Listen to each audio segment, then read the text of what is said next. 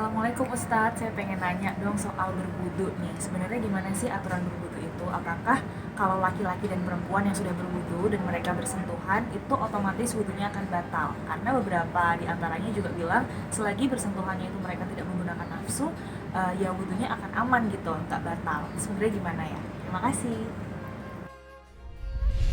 Saudara-saudara, para pemirsa yang saya cintai, umat Islam di Indonesia umumnya memahami agama sebagian besar dengan landasan pertama Al-Quranul Karim, landasan hukumnya.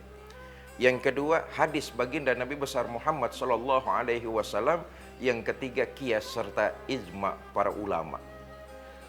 Berkaitan dengan pertanyaan yang tadi, bagaimana seseorang yang telah wudhu kalau bersentuhan dengan lawan jenis batal apa tidak? Kita lihat ijma para ulama. Bapak ibu saudara-saudara pemirsa yang saya cintai, sebagian besar umumnya umat Islam di Indonesia menganut mazhab Imam Syafi'i.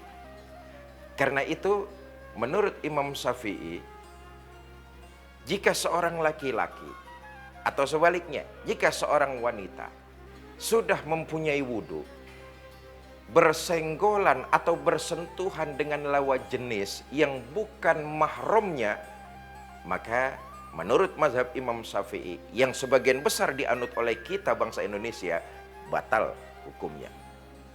Sedangkan menurut mazhab Imam Maliki dan Hambali, seseorang yang sudah mempunyai wudhu lalu bersentuhan dengan lawan jenis, bersentuhan kulit dengan lawan jenis, menurut Imam Malik dan Imam Hambali tidak batal, asal sentuhan yang dilakukan tidak dibarengi dengan naiknya syahwat.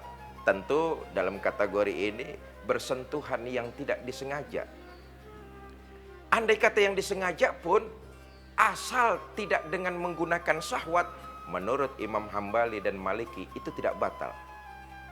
Hadis yang diriwayatkan oleh Imam Tirmizi, Abu Daud, satu hari Rasulullah Shallallahu Alaihi Wasallam sebelum berangkat sholat pernah beliau mencium kening istrinya. Itu artinya bersentuhan, tapi bersentuhannya bukan dibarengi dengan syahwat. Yang dicium kening menandakan kasih sayang sebagai seorang suami kepada istrinya. Kening, jauh dari syahwat. Maka selesai itu Rasulullah langsung ke masjid jadi imam untuk melaksanakan ibadah sholat. Nah, menurut pendapat beliau berdua hampir sama.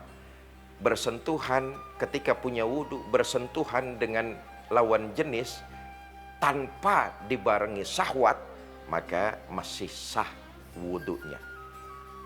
Saudara-saudara para pemirsa yang saya cintai, yang ketiga, menurut mazhab Imam Hanafi, seseorang yang ketika punya wudhu lalu bersentuhan dengan lawan jenis, asal tidak dibarengi dengan nafsu syahwat, maka tidak batal. Tapi kalau dibarengi dengan nafsu syahwat, hukumnya jadi batal. Saudara para pemirsa yang saya cintai, lagi-lagi perbedaan ini, ikhtilaf ini diserahkan kepada kita dalam menjalankan kaidah-kaidah ajaran agama.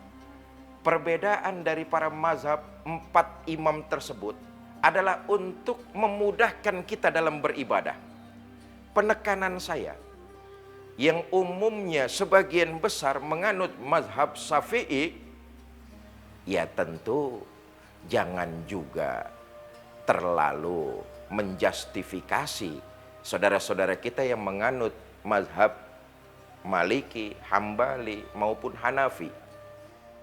Saudara-saudara kita juga tentu jangan merasa benar sendiri ketika menganut misalnya satu faham lalu menyalahkan faham yang lain.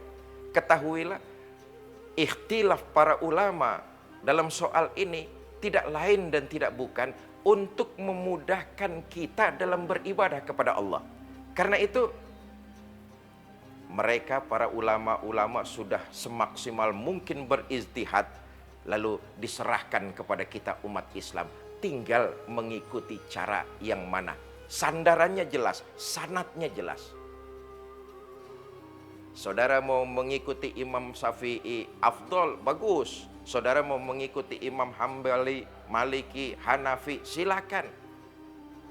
Yang terpenting adalah ketika seseorang sudah melaksanakan punya wudu, berwudu, ya tentu harus dibarengi dengan sholat. Jangan cuma wudu doang, sholatnya enggak. Itu yang salah tuh. Itu yang salah. Karena itu janganlah ikhtilaf hal-hal seperti ini dijadikan sebagai penajam.